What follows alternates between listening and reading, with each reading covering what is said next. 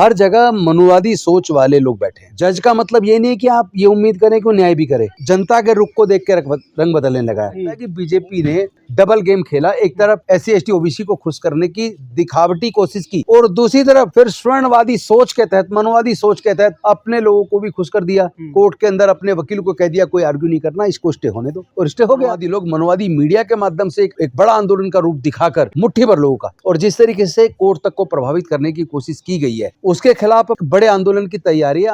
ऐसे जातिवादी सोच वाले लोगों को RSS BJP ने प्रीमियर इंस्टीट्यूशंस का वाइस चांसलर बना दिया, हेड बना दिया है, जिसकी खुद की जातिवादी सोच है, जो ये कह रही है कि ये तो विक्टिम कार्ड खेल रहे हैं। अरे कभी इस दर्द को जानो जो हजारों साल तक हमारे SC ST OBC के लोगों ने झेला है, आज भी झेल रहे हैं लगातार।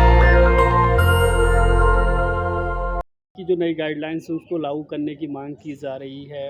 अभी फैसला लिया गया है कि 25 तारीख को भी कॉन्स्टिट्यूशन क्लब में प्रोग्राम रखा गया है, लेकिन क्या लगता है सुप्रीम कोर्ट ने तो इस पर स्टे लगा दी है, क्या सरकार देखिए, हम ये जानते हैं कि चारों तरफ जो संवैधानिक संस्थाएं हैं, न्यायालय हैं, चाहे सर्वोच्च न्यायालय, उच्च न्यायालय हो या दूसरी बॉडीज हैं, हर जगह मनुवादी सोच वाले लोग बैठे हैं। जज का मतलब ये नहीं कि आप ये उम्मीद करें कि वो न्याय भी करे। अगर जज की सोच जातिवादी है या मनुवादी है, और अगर वो प्रिजुडिस हो जाता है, तो उससे भी आप उम्मीद करिए कि उससे भी न्याय नहीं मिलेगा। सारे जज मनुवादी नहीं है, सारे जज संविधान को ताक पे रख के जजमेंट नहीं देते। बहुत अच्छे जज भी हैं, लेकिन बहुत सारे ऐसे भी जजेज हैं जो प्रिजुडिस हैं, एक माइंडसेट के साथ काम करते हैं। तो कोर्ट अपना काम कर रहा है, लेकिन हम आजकल देख रहे हैं कि कोर्ट भी जनता के रुख को देख के रंग बदलने लगा है। कोर्ट संविधान के, कानून के और सबूतों के आधार पर निर्णय लिया करते थे, लेकिन अब ऐसा नहीं है, रास्ता चेंज हो रहा है। अभी जो समता संघर्ष समिति ने हमारी निर्णय लिया है कि आने वाले इसी 25 तारीख को, यानी कि परसों, हम लोग कॉन्स्टिट्यूशन क्लब में 3 बजे मिल रहे हैं। एक कन्वेंशन है जिसमें हम UGC, केवल UGC नहीं, चूंकि UGC से संबंधित कॉलेजेस पे तो ये लागू होने वाली बात थी, लेकिन अगर इंजीनियरिंग कॉलेजेस हैं जो AICT के अंदर में आते हैं, या इसी तरह का जैसे IIM है या मेडिकल कॉलेज, बहुत सारे ऐसे यूनिवर्सिटीज़ और कॉलेज हैं जो UGC से एफिलेटेड नहीं है, वहाँ तो ये कवर ही नहीं होने वाला था। तो वहाँ भी कवर हो, वहाँ पे भी कानून बने और इसको और बेहतर तरीके से बनाकर लागू किया जाए, इस पे हम अपनी लड़ाई को तेज करने वाले हैं। और केवल शुरुआत है 25 से। अब से पहले हमने छोटे छोटे प्रदर्शन किए हैं, दिल्ली यूनिवर्सिटी में किया है, या प्रेस कॉन्फ्रेंसेस किए हैं, छोटी सभाएं की हैं, लेकिन एक बड़े आंदोलन की तैयारी है। आने वाले समय में बहुत जल्द रामलीला मैदान में भी एक बड़ी रैली का आयोजन हम लोग कर रहे हैं, और 25 से शुरुआत है। 25 को हम लोग कॉन्स्टिट्यूशन क्लब में 3 बजे हम लोग एक कन्वेंशन कर रहे हैं, जिस कन्वेंशन के माध्यम से हम पूरे देश के बहुजन समाज को, SC ST OBC माइनॉरिटी जिनका उत्पीड़न होता है, उनको सबको एकजुट करके और इस आंदोलन को तेज़ करने की शुरुआत कर रहे हैं। क्योंकि हम जानते हैं, हम अगर अपनी आवाज़ को बुलंद नहीं करेंगे, क्योंकि राजनीतिक पार्टियां जनता के मूड को देख के रुख बदलती हैं, तो जो राजनीतिक पार्टियां हमारे साथ नहीं खड़ी थी, हमें उम्मीद है कि अभी 15 दिन के अंदर अंदर वो राजनीतिक पार्टी सब हमारे साथ खड़ी होंगी। क्योंकि ये न्यायिक है, ये न्याय का तगादा है। ये उत्पीड़न के खिलाफ, हर प्रकार के उत्पीड़न के खिलाफ एक गाइडलाइन होनी चाहिए। दमनकारी लोग, शोषक लोगों, जो शोषण करने वाले लोग हैं, उनको कटघरे में खड़ा करना बेहद ज़रूरी है। और इस बात की परवाह नहीं करनी चाहिए कि मुट्ठी भर मनुवादी लोग मनुवादी मीडिया के माध्यम से एक बड़ा आंदोलन का रूप दिखाकर मुट्ठी भर लोगों का, और जिस तरीके से कोर्ट तक को प्रभावित करने की कोशिश की गई है, उसके खिलाफ बहुत बड़ी आंदोलन की तैयारी है। क्या सर इसके पीछे कोई खेल भी आप देख रहे हैं कि सरकार जिस तरह से नहीं, खेल तो बीजेपी ने खेला ही है, लेकिन सरकार ने समझाया, खेल बीजेपी ने खेला दिखाने को। सुप्रीम कोर्ट की डायरेक्शन पे जो पार्लियामेंट्री कमेटी ने जो सजेशन दिए, UGC ने गाइडलाइन, एक रेगुलेशन बनाकर नोटिफिकेशन तो कर दिया, लेकिन जब कोर्ट में ये मुद्दा गया तो बीजेपी की सरकार के, केंद्र सरकार के जो सॉलिसिटर जनरल हैं, वो तो वहाँ चुप्पी साध गए। उन्होंने स्टे होने दिया, एक शब्द नहीं बोला। इससे पता लगता है कि बीजेपी ने डबल गेम खेला। एक तरफ SC ST OBC को खुश करने की दिखावटी कोशिश की, और दूसरी तरफ फिर स्वर्णवादी सोच के तहत, मनोवादी सोच के तहत अपने लोगों को भी खुश कर दिया। कोर्ट के अंदर अपने वकील को कह दिया कोई आर्ग्यू नहीं करना, इसको स्टे होने दो, और स्टे हो गया। और फिर जो जुडिशियल ऑफिसर्स का भी आजकल हम रवैया देख रहे हैं, हमें वहाँ से भी कोई न्याय की उम्मीद नज़र नहीं आती है। तो हमें तो लगता है कि अब जनता को, जनता के बीच, जनता की अदालत में जाकर जनता की आवाज़ को बुलंद करना पड़ेगा। सवर्ण समाज लगातार विरोध कर रहा है। JNU की BC कह रही है कि ये बिल्कुल गैर जरूरी और अनावश्यक नियम थे जो UGC। मैं ये कह रहा हूँ कि यही तो सबसे बड़ा हमारा अनफॉर्चुनेट है इस देश का। ऐसे ऐसे जातिवादी सोच वाले लोगों को RSS BJP ने प्रीमियर इंस्टीट्यूशंस का वाइस चांसलर बना दिया, हेड बना दिया है, जिसकी खुद की जातिवादी सोच है, जो ये कह रही है कि ये तो विक्टिम कार्ड खेल रहे हैं। अरे कभी इस दर्द को जानो जो हजारों साल तक हमारे SC ST OBC के लोगों ने झेला है, आज भी झेल रहे हैं लगातार। कितना ही ब्रिलियंट आदमी हो, कितना ही अपनी काबिलियत के दम पे कहाँ तक पहुंच जाए, तो भी कहते हैं कोटे से आया।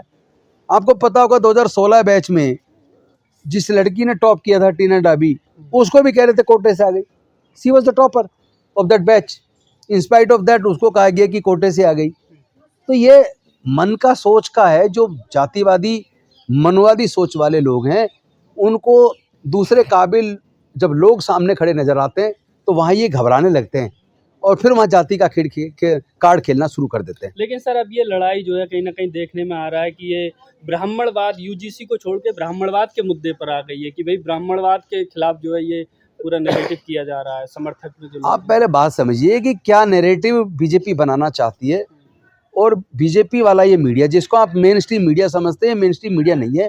ये BJP के आजकल कार्यकर्ता बन गए, चाहे वो NDTV हो, चाहे इंडिया न्यूज़ हो, ये सारे जितने भी चैनल हैं इंक्लूडिंग आज तक, आप अगर इनको न्यूज एजेंसी मान रहे हैं तो आप गलतफहमी के शिकार हैं। अगर बहुजन की न्याय की बात भी अगर जनता तक पहुंच रही है तो वो हमारे यूट्यूबर्स के माध्यम से जा रही है, और उसमें भी बहुजन यूट्यूबर्स के माध्यम से। अन्यथा हमारी तो पक्ष को रखा ही नहीं जाता। एक तरफा मनवादी सोच वाला पक्ष, जिस नैरेटिव को वो लोग चाहते हैं बनाना, उसको बना देते, चूंकि सो कोल्ड मनवादी मीडिया पूरा उनके साथ उनकी बात को आगे दिखाता है।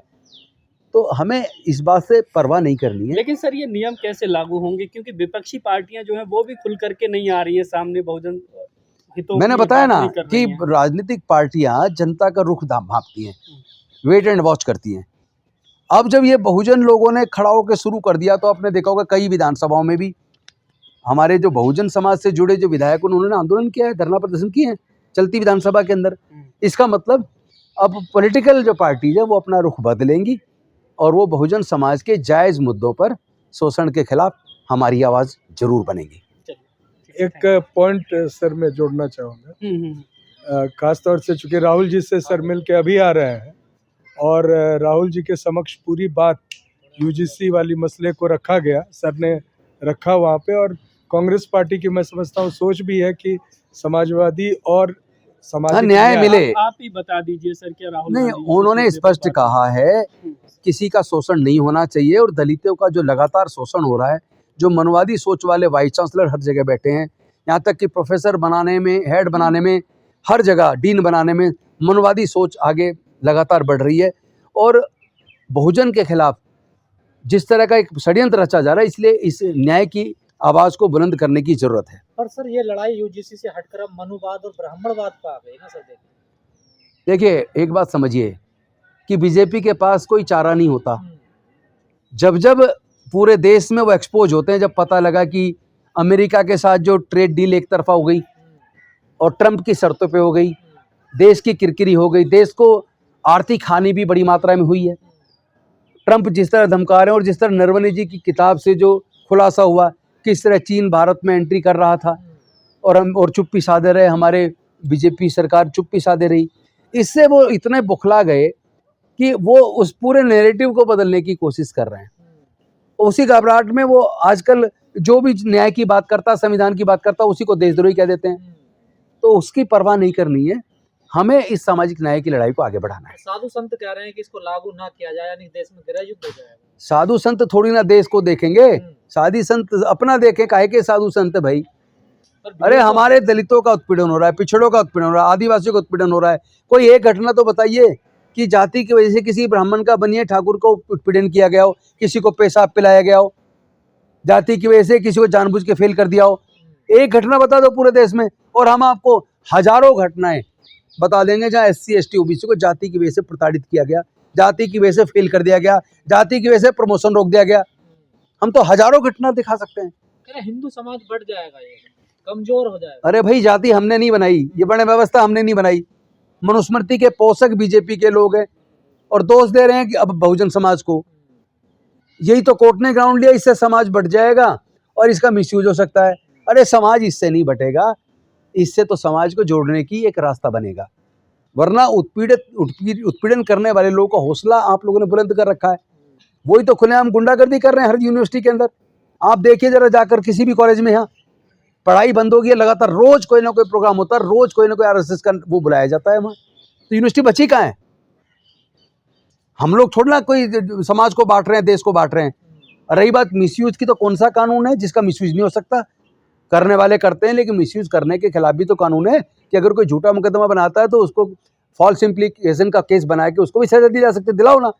अगर कोई SC ST OBC का भी कोई गलत इस्तेमाल करता है कानून का, किसी को झूठा फंसाता है, तो उसके लिए कानून है ना, उसको सजा देने के लिए। कौन मना कर रहा है?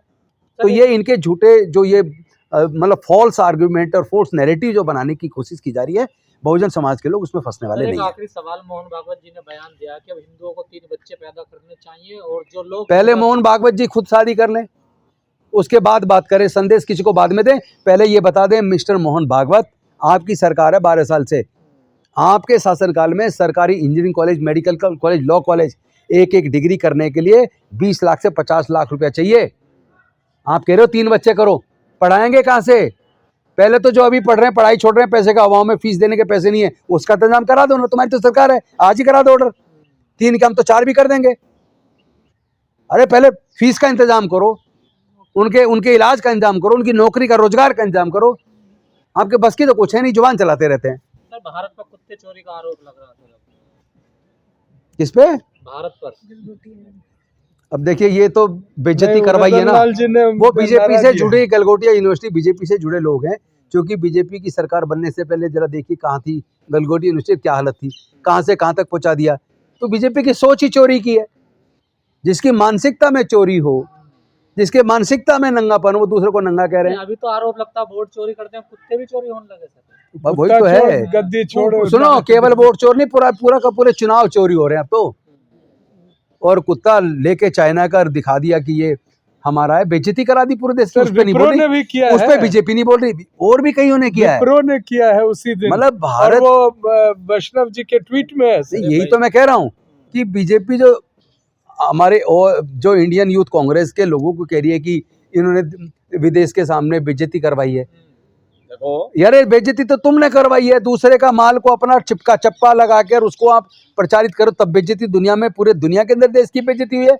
जब चाइना ने कहा है तो हमने निर्माण किया है, तो देश की क्या इज्जत बढ़ी है? शर्म नहीं आती आपको? उसके ऊपर तो प्रधानमंत्री जी ने एक शब्द नहीं बोला क्या? एक भी शब्द नहीं बोलेंगे, क्योंकि जो बीजेपी से जुड़े लोग हैं वो इस तरह की चोरी करते हैं।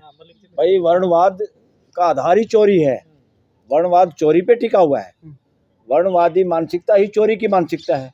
इसलिए कुत्ते चोरी की क्या बात करते हो? चारों तरफ चोरी चोरी है, चोरी के अलावा कुछ है नहीं। नेशनल दस्तक की आपसे गुजारिश है कि अगर इसको बचाना चाहते हैं तो नेशनल दस्तक को सब्सक्राइब करने के लिए रेड कलर के सब्सक्राइब बटन को दबाएं, फिर बेल आइकन की घंटी दबाएं। नेशनल दस्तक को बचाने के लिए बहुत जरूरी है कि हर खबर को शेयर करें, लाइक करें, कमेंट जरूर करें।